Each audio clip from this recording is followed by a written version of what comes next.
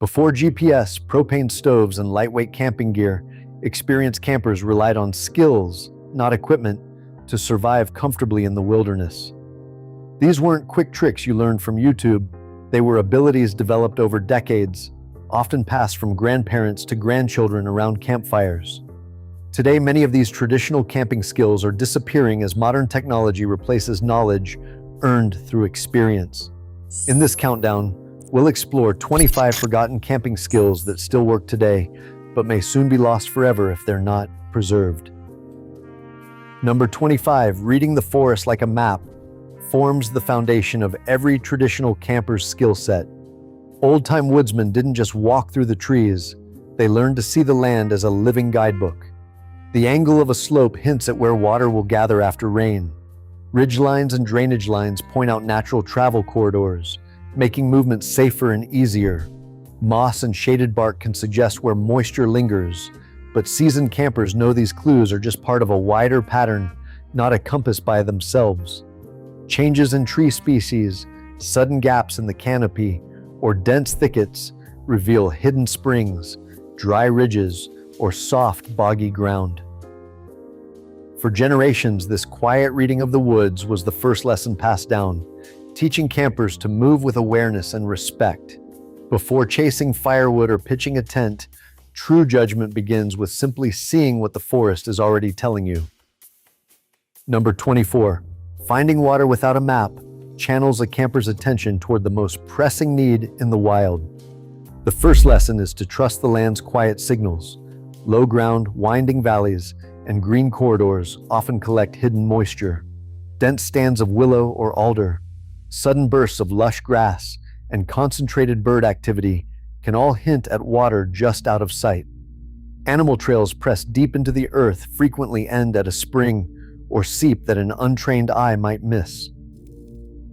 For generations, these signs meant survival, but today, even the clearest pool demands careful purification before drinking.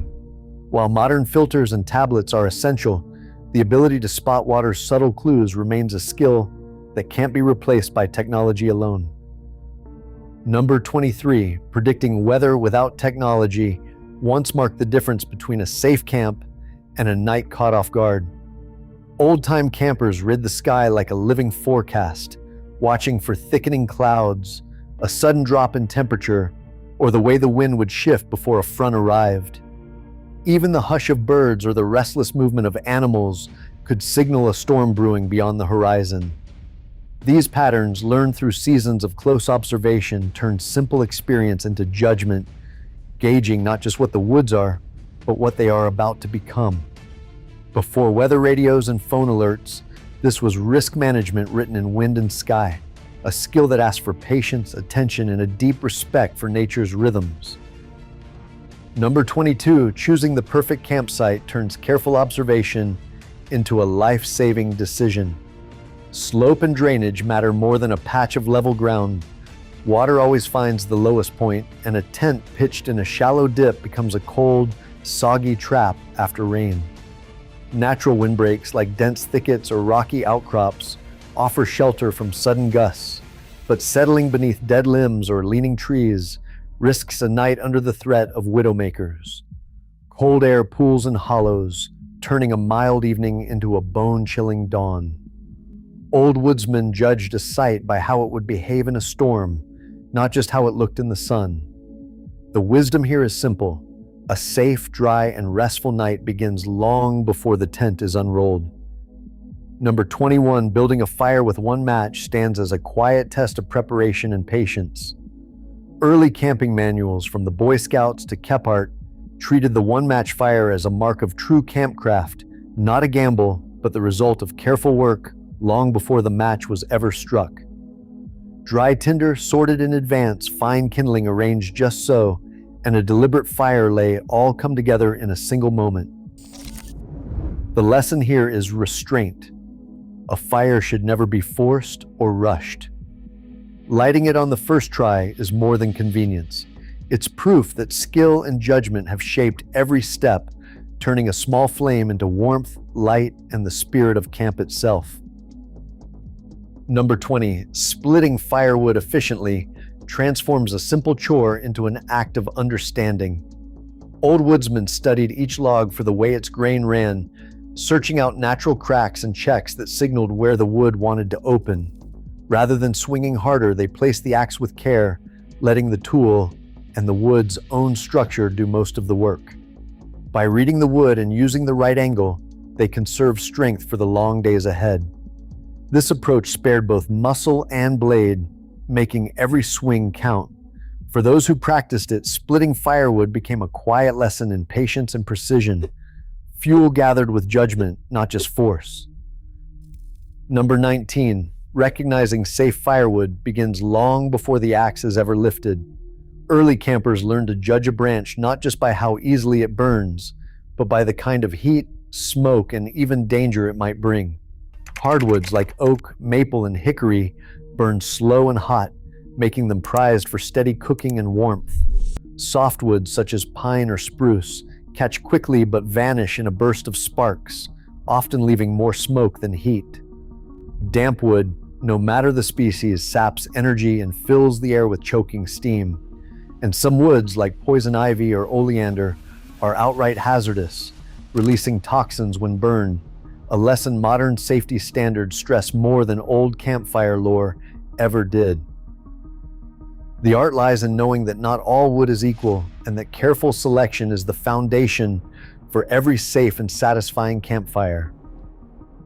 Number 18, cooking entire meals over coals transforms a campfire from a simple heat source into the heart of outdoor living. Old woodsmen arranged their coals into distinct hot and cool zones, searing meat on the glowing edge and simmering stews on the gentle, ashy side. Cast iron became the tool of choice, thriving on steady, radiant heat that flickering flames could never provide. Instead of relying on thermometers or timers, seasoned campers judged readiness by the sizzle of fat, the aroma rising from the pot, and the subtle shift in color across the coals. This was camp cooking as a practiced art, built on patience, careful observation, and the quiet confidence that comes only from meals earned by hand.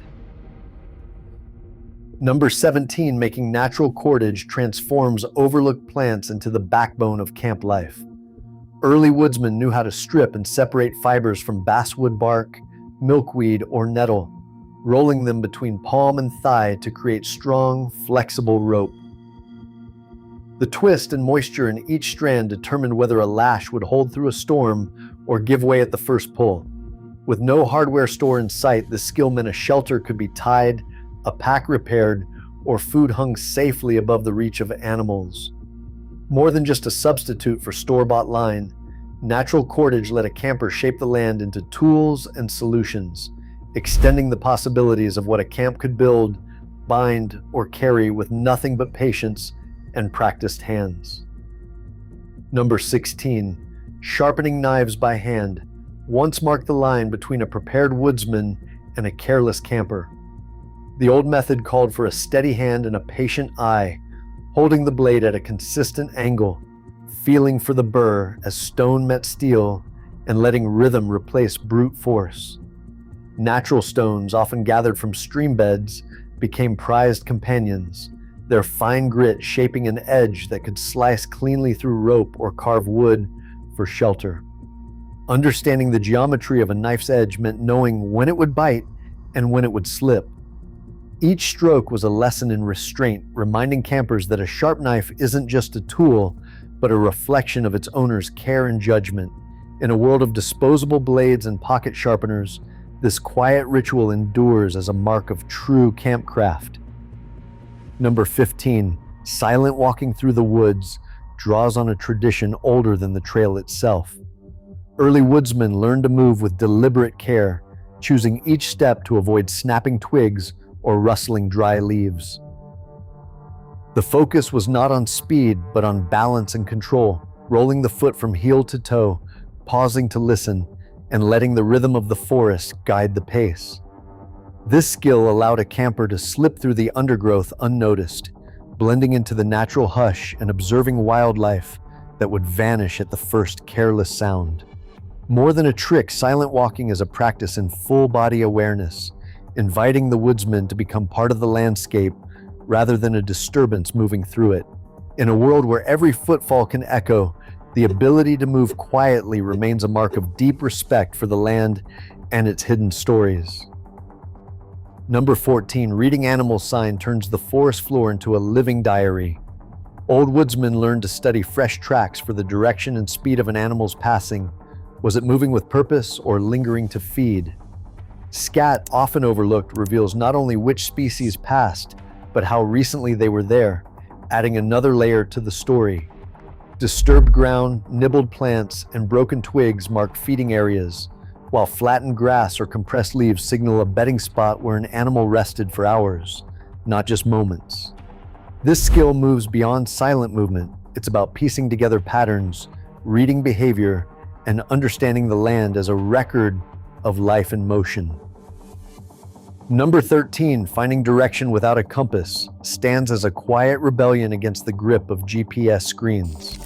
The shadow stick method, planting a stick upright in the ground, marking the tip of its shadow in the morning and again in the afternoon, draws a true east-west line, a simple act that once anchored lost travelers in the right direction. At night, the Big Dipper's pointer stars lead the eye to Polaris, the North Star, a fixed beacon that has guided generations across unfamiliar ground.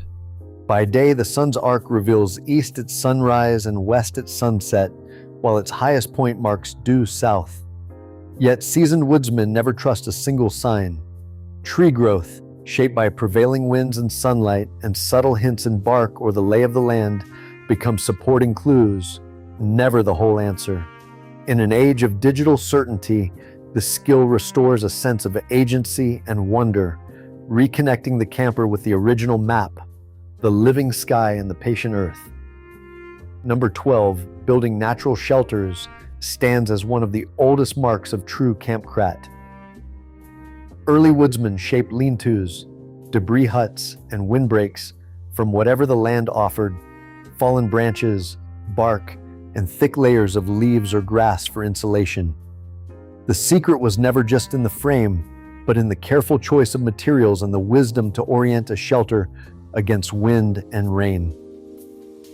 Generations learned how to judge the thickness of brush for warmth and when to use bark or pine boughs to keep dry. Today, leave-no-trace ethics and park rules often restrict cutting live vegetation, reminding us to balance tradition with stewardship. Even so, the knowledge of how to turn raw landscape into protection remains a skill that transforms observation into safety, a lesson written in every storm survived beneath a handmade roof.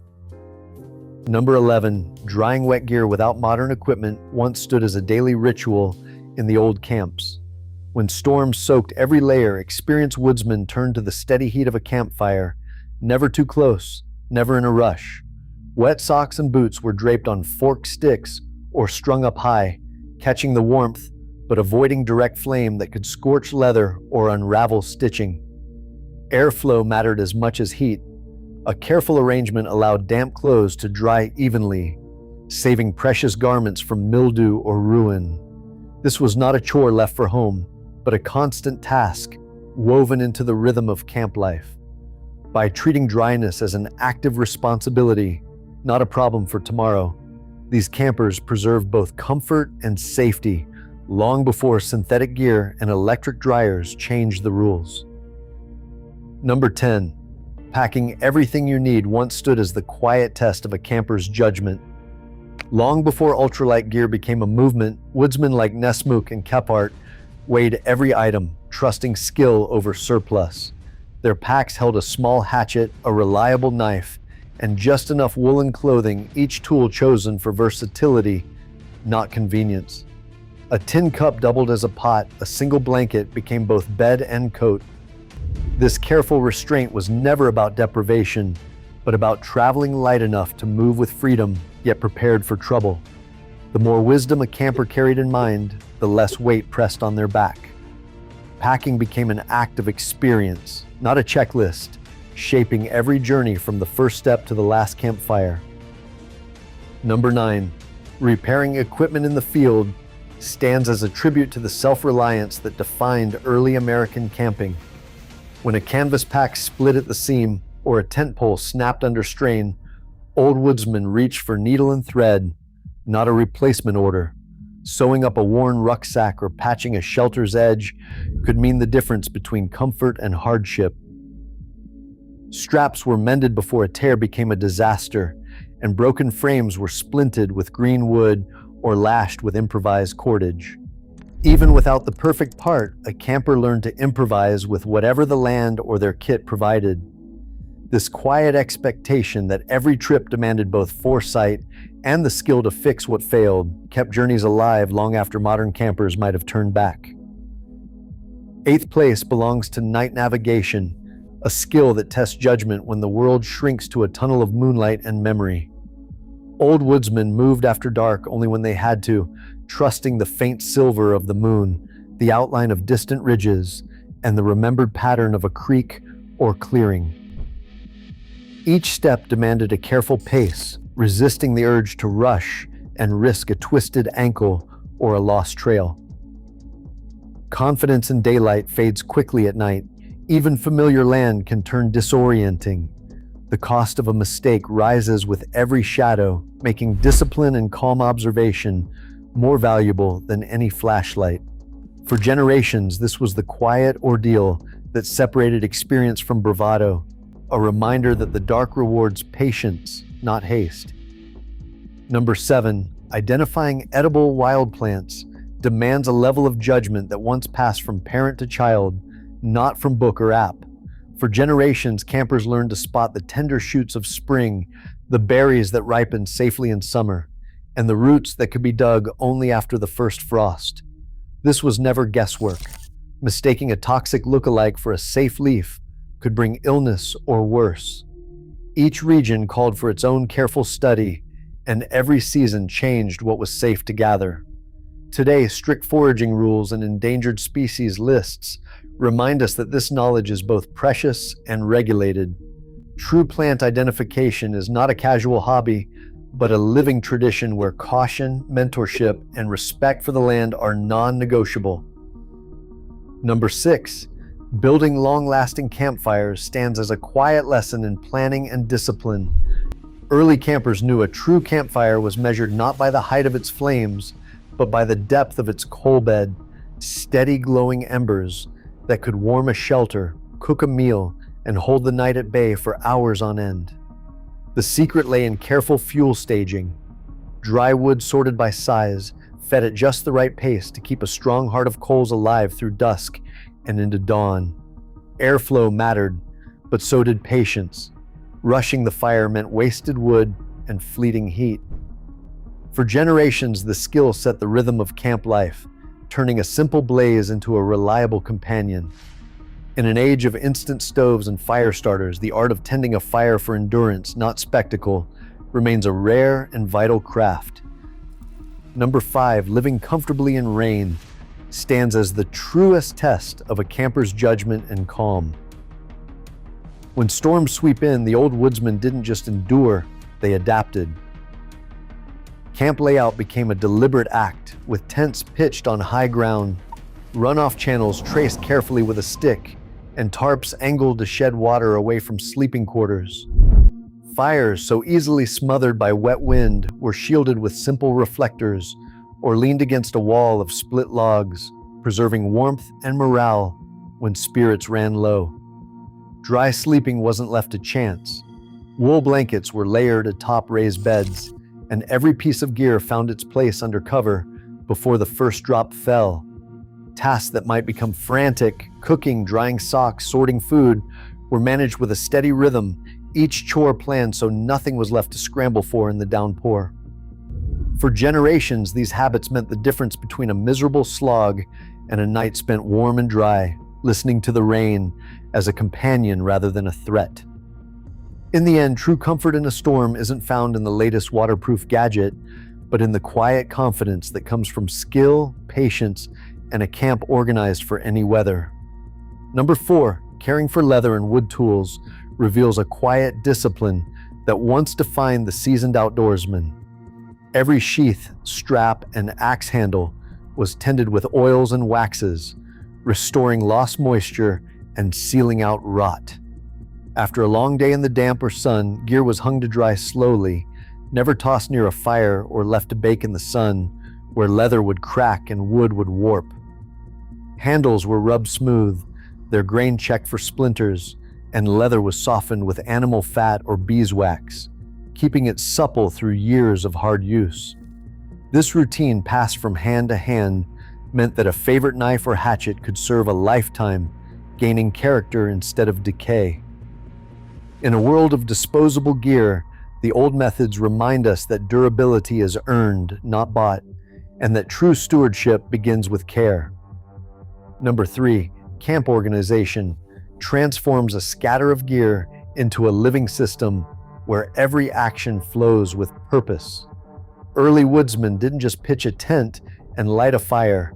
They mapped out their camps so sleeping, cooking, woodcutting, and storage each had their own place. Paths were kept clear to prevent accidents in the dark, and every tool returned to its spot, reducing confusion and risk. The order might look effortless, but it was the result of careful planning, discipline, and a respect for both safety and comfort. Good camp organization is less about fussiness and more about creating a space where work, rest, and fellowship coexist, turning a patch of wild ground into a home, if only for a night. In second place, wilderness patience stands as the quiet force behind every true outdoor skill. Old woodsmen learned that rushing through the forest often meant missing the very signs that could save a night or a journey. They paused to watch the wind ripple the grass, waited for the hush before a storm, and let the woods reveal their secrets on their own terms. This patience conserved energy, turning frantic effort into measured action, and gave time for careful thought before each decision, whether choosing a campsite or following a faint trail. Unlike a tool or a technique, patience is a habit of mind, nurtured by experience and passed from mentor to apprentice.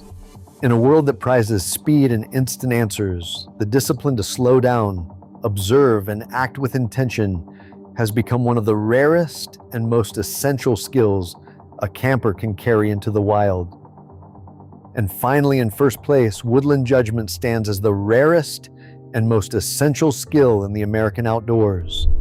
This is not a single technique, but the quiet mastery that weaves together every lesson learned from the land.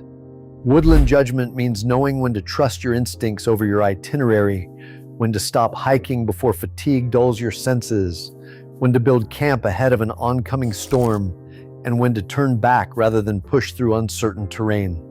It is the ability to read the subtle warnings of wind, cloud, and ground, to notice when the forest's hush signals a change in weather, or when the rhythm of your own steps hints at growing risk.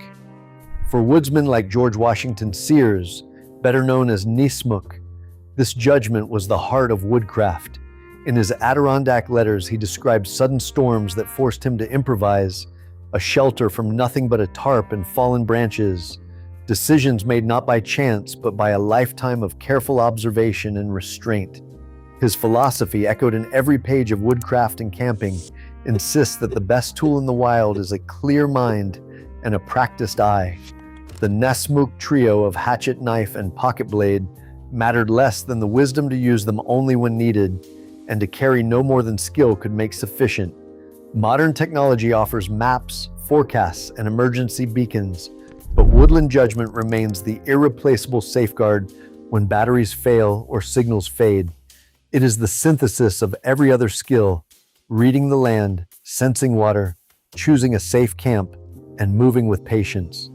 It means recognizing that the woods are always shifting and that every decision carries weight, sometimes the difference between comfort and hardship, or even life and loss. This judgment cannot be downloaded or hurried. It is earned through seasons of trial, error, and humility before the unpredictable wild. Today, as more people venture outdoors with digital tools in hand, the tradition of woodland judgment is slipping into memory. Yet its value endures, quietly preserved by those who still pause to listen to the wind, to scan the tree line for change, and to let experience guide their choices. In honoring this skill, we honor generations who understood that the greatest safety lies not in equipment, but in the steady, practiced awareness that shapes every step through the forest. True woodland judgment is the inheritance of patient learning and the one skill that every camper, no matter how modern, must rediscover for themselves. Across all 25 traditions, one truth stands out.